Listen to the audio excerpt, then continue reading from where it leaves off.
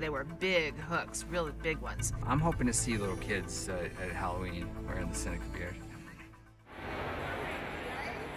There will be approximately 4 or 5 days where we have between 350 and 450 extras who all will be done in capital city makeups. 30 hair, 30 makeup. And we're just gonna hope we get through it. I'm going to have some very tired people working for me. Morning, ladies. How's it going? They check in, they get their photos, they get their wig, they wait, they go to one of these spectacular hairdressers. They get their hair done, they go to makeup, they go to wardrobe if they're not already dressed, and they go out and shoot them.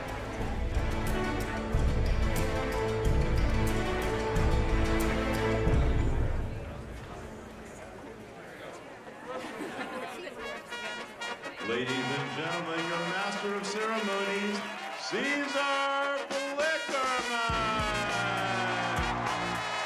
Thank you! Caesar Flickerman was a great makeup to do. We did his eyebrows like a dark blue to complement his wig and enhanced his tan and put bronzers on him. I thought, this is great. He can be really tan with these really white teeth. He'll be like the George Hamilton of the capital city, you know?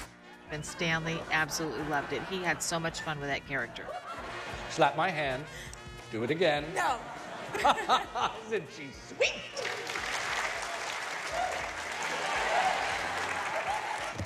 For those of you who don't know, tracker jackers are genetically engineered wasps whose venom causes searing pain and, in extreme cases, The tracker jacker attack on Glimmer is one of the featured prosthetics in the film. 1, go. These hybrid wasps attack and they create these huge welts and it ultimately kills her.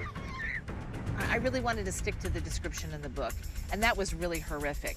This is behind the scenes of Zombie Apocalypse 2. Since it was in the reading. What are you guys? And I'm actually playing that you would Zombie normally magazines Extra that nobody would 5. ever really My look that she wears whole it. arm People are was gonna in think that I the hate mold it. so that they could get a replica of my arm basically and kind of come up with this design. They came up with a pretty gnarly look.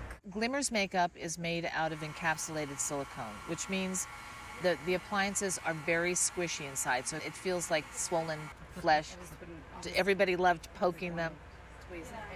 I use a surgical grade adhesive, and it's blended in with a little what we call edger, and that blends right into the skin. From that point, I use what we call illustrator colors, and we blend them into the skin.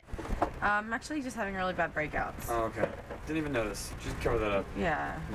This is it. I'm so wanting to pop. I think you're done, girl. Cool. How's it feel like? You're bit in bed. My suggestion to Gary was that we make a prosthetic body for Glimmer so that at the end she doesn't have to be in a really huge, elaborate, awful makeup. Oh, hi girl. Hey girl, hey. Evidently, Gary liked the makeup on her a lot better, so I believe we just wound up not using the body at all. It did get a little bit of use, though. Josh put it in Jennifer's bathroom one day, and she opened it up, and the dummy was sitting on her toilet, and it was quite disturbing for her. I heard her scream all the way in the makeup room with my door closed. Shout out to Juliana for making these coats so hot. I really appreciate that. Thanks. He means hot, like it's in cool. Hot as in cool, obviously. In the book, everybody wears exactly the same thing. That's fine in a book, but in a film, you're not going to know who anybody is if everybody's in a black jacket. So Gary made the decision that each district would have their own colored jacket and everything else could be the same. I'm the head ager dyer. I help the designer create colors. These are all the jackets for the tributes in the arena. 72 4-yard pieces. It's like 280 yards, 11 different colors. In the book, they all had khaki pants. We decided green looked better with our colors. We wanted things that would blend in with the forest. We considered all the stuntwork with those jackets. We considered that they were harnesses, they were padding, and they could feel comfortable and roll around and they would stay on. So all of that came into consideration.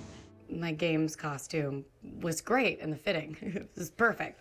As soon as we took it out and 100 and something degree weather, the leather boots and the jacket and the pants was a lot different. I actually started wearing bike shorts and then just taking my pants off and just having my pants around my ankles outside. I was like, I don't even care anymore. I don't care. And like the AD said something about like photographers or something. I'm like, dude, I don't care. It was so hot. I was starstruck by the Mockingjay pen. It's the start of the revolution. It's everything. It's the games. And then you see it and you're like, of course that's what it looks like. The Mockingjay, which is exactly what you would imagine the Mockingjay looking like, and an arrow going through it. And it was an honor to wear that. It was really cool. We're trying to make it as visually stunning as the book is. You know, I've done big wig shows and stuff like that, but in Capital City, that might be an 80-year-old woman wearing lime green hair, and you're worried that it's going to come across like a Halloween party or a carnival. We don't want it to be silly, and there is that very fine line there. It really is a collaborative effort, and Juliana's clothing was so inspirational. There's a misconception that hair does hair and makeup does makeup, and I just do the clothes. But it doesn't really work that way. We do it all together, and I think it's more successful that way. As a young adult, I remember reading books and going to see them in the movies, and you get disappointed because I really want the young people to have that fantasy world in front of them and see everything that they saw in the book.